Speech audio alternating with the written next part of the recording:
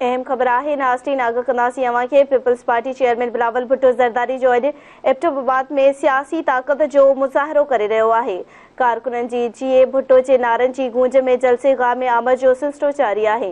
PP chairman Bilawal Bhutto Zardari अवामी जलसे खे ख़िताब कंदो। एबटाबाद जे अहम शख्सियतुनि पारां पीपल्स पार्टी में शमूलियत जो इम्कान आहे। जी नास्रीन अवां खे आगाह कई पिया पीपी चेयरमैन बिलावल भुट्टो ज़रदारी अॼु एबटाबाद में सियासी ताक़त जो मुज़ाहिरो करे रहियो आहे। कारकुननि जी भुट्टो जे नारनि सां गूंज में जलसे गाह में आमद जो सिलसिलो जारी आहे।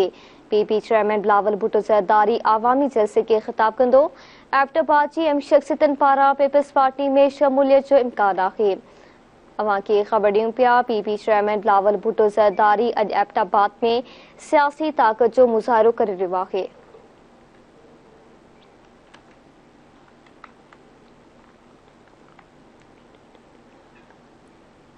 कारकुननि जी जीए भुट्टो जे नारनि जी गूंज में जलसे गाह में आमद जो सिलसिलो जारी आहे।